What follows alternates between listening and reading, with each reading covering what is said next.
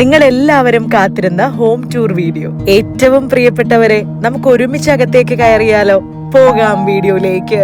വീടിന്റെ പാല് കാച്ച് 8:30 ഒരു 6 മണി 7 മണി സമയമാകുമ്പോഴേക്കും എത്തിയേക്കണേ എന്ന് വീഡിയോഗ്രാഫറിനോട് പറഞ്ഞതേ വിശദമായ ഹോം ടൂർ വീഡിയോ എടുക്കാനാണ്. പാല് കാച്ചു കഴിഞ്ഞ് കൃത്യം 1 മാസം. വീട് ശരിക്കും വീടായി മാറിയിട്ടുണ്ടാകും അല്ലേ? സകല അലച്ചിലുകൾക്കൊടുവിലും ഞങ്ങളുടെ സ്വപ്ന കൂടിലേക്ക് ഓടിയെത്താൻ ഇപ്പോൾ കൊതിയാണ്. ഞങ്ങളുടെ വീടിന് 2 എലിവേഷനാണ് ഉള്ളത്. ഫ്രണ്ടിൽ നിന്ന് നോക്കുമ്പോൾ കണ്ടംപററി സ്റ്റൈലിലുള്ള ഒരു മോഡേൺ ലുക്ക് ആണെങ്കിൽ സൈഡ് വ്യൂ ട്രഡീഷണൽ അപ്രോച്ച് ആണ്. കാർ ഉള്ളിലേക്ക് കടത്താൻ കഴിയുന്ന മെയിൻ ഗേറ്റ് ഉള്ളത് സൈഡിലാണ്. ഫ്രണ്ടിൽ നൽകിയിരിക്കുന്നത് പടിപ്പുര ശൈലിയിലുള്ള ചെറിയ ഗേറ്റ് ആണ്. കാർ പാർക്ക് ചെയ്ത് സൈഡ് ഡോർ വഴി വീടിനുള്ളിലേക്ക് പ്രവേശിക്കുമ്പോൾ ലെഫ്റ്റ് സൈഡിൽ ഒരു ചെറിയ ഗണേശ വിഗ്രഹം നൽകിയിട്ടുണ്ട്.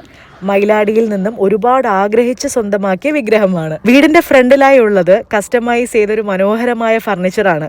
50ഓളം വർഷം പഴക്കമുള്ള ഞങ്ങളുടെ പൂവരശിനെയാണ് ഇങ്ങനെ കൺവേർട്ട് ചെയ്തത്. അതിന്റെ മെയിൻ തടി അങ്ങനെ തന്നെ നിലനിർത്താൻ വേണ്ടിയിട്ടാണ് ഈ ഒരു മോഡൽ ഓപ്റ്റ് ചെയ്തത്. വീട്ടിലിരിക്കാൻ ഒരുപാട് സ്ഥലം ഉണ്ടാകണം എന്നതായിരുന്നു എന്റെ ആദ്യത്തെ ഡിമാൻഡ് കേട്ടോ.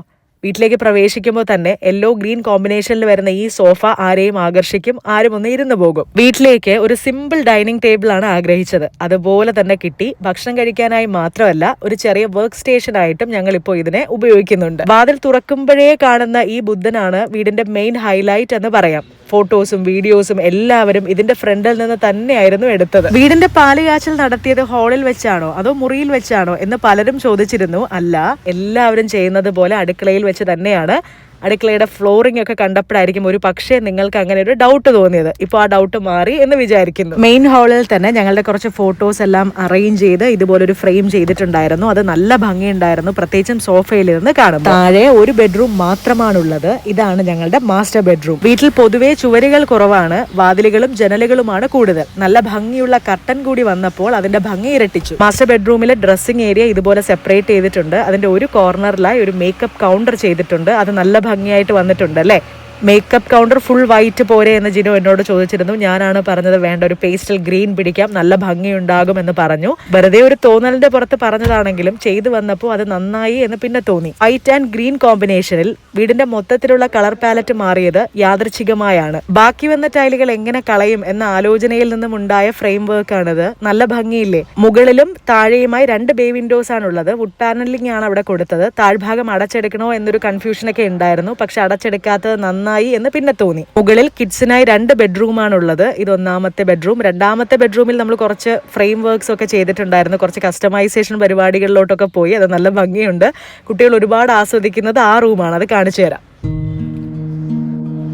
ഡബിൾ ഹൈറ്റ് ഉള്ള ഒരു റൂമാണ്. ഇതിനെ എങ്ങനെ കുട്ടികളുടെ റൂമാക്കി മാറ്റാമെന്ന ആലോചനയിലാണ് ഈ ഫ്രെയിം വർക്ക് ഒക്കെ ഉണ്ടായത്. ഇതിന്റെ മേക്കിംഗ് വീഡിയോ ഒക്കെ എടുത്തു വെച്ചിട്ടുള്ളതായിരുന്നു. പക്ഷെ സമയക്കുറവ് കാരണം കയ്യിലത് ഇങ്ങനെ അങ്ങ് ഇരുന്നു പോയി. നിങ്ങൾക്ക് കാണാൻ ആഗ്രഹമുണ്ടെങ്കിൽ തീർച്ചയായിട്ടും വരുന്ന ദിവസങ്ങളിൽ അപ്ലോഡ്. താഴെയുള്ള ആ സോഫയിൽ ഇരിക്കുമ്പോൾ വീടിന്റെ അങ്ങറ്റം മുതൽ ഇങ്ങറ്റം വരെ കാണാൻ കഴിയും എന്നൊരു പ്രത്യേകതയുണ്ട്.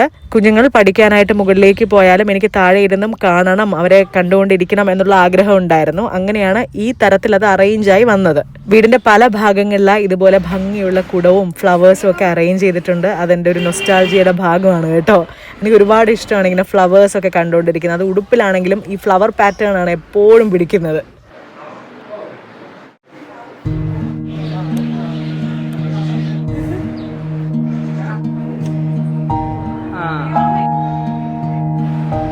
കണ്ടില്ലേ? വീടിന്റെ മെയിൻ ഡോറിൽ നിന്നും ഉള്ളിലേക്ക് നോക്കുമ്പോഴേ നമ്മൾ കാണുന്നത് ചെറിയൊരു മന്ദഹാസത്തോടു കൂടി ഇരിക്കുന്ന ബുദ്ധനാണ്. കിട്ടിയ ഗിഫ്റ്റുകളിൽ എനിക്ക് ഏറ്റവും പ്രിയപ്പെട്ടത്, ഞാൻ ആഗ്രഹിച്ചത് ഈ കൃഷ്ണനും രാധയുമാണ്. എൻ്റെ കയ്യിലുണ്ടായിരുന്ന കൃഷ്ണ വിഗ്രഹം വീണുടഞ്ഞു പോയിട്ടുണ്ടായിരുന്നു. ഉടയാത്തൊരു വിഗ്രഹം കിട്ടിയത് വലിയ അനുഗ്രഹമായി. നമ്മുടെ നെയ്യാറ്റിങ്കര കൃഷ്ണന്റെ അമ്പലത്തിൽ വിഷുവിനോടനുബന്ധിച്ച് ഒരു കൃഷ്ണ വിഗ്രഹം, ജീവൻ തുടിക്കുന്ന കൃഷ്ണ വിഗ്രഹം ചെയ്ത വെങ്കിടേശ്വരനെ ഓർമ്മയുണ്ടോ? വെങ്കിയുടെ വീഡിയോ ഞാൻ ചെയ്തിട്ടുണ്ടായിരുന്നു. വെങ്കിയാണ് എൻ്റെ വീട്ടിലേക്ക് ഈ ബുദ്ധൻ ചെയ്തു തന്നത്. നല്ല രസകരമായിരുന്നു അതിന്റെ മേക്കിംഗ്. അതിന്റെ വീഡിയോസ് ഒക്കെ എടുത്തു വെച്ചിട്ടുണ്ട്. വരുന്ന ദിവസങ്ങളിൽ അപ്ലോഡ് ചെയ്യാം. അങ്ങനെ ഞങ്ങളുടെ ഹോം ടൂർ വീഡിയോ ഇവിടെ അവസാനിക്കുകയാണ്. കുഞ്ഞു കുഞ്ഞു അലങ്കാര വസ്തുക്കളൊക്കെ വാങ്ങാനുണ്ട്. അതെല്ലാം വാങ്ങി വിശദമായ വീഡിയോ വഴിയെ കാണിച്ചു തരാം. നിങ്ങൾക്ക് ഏറ്റവും ഇഷ്ടമായത് എന്താണ്? കമന്റ് ചെയ്യില്ലേ? Thank you. Bye.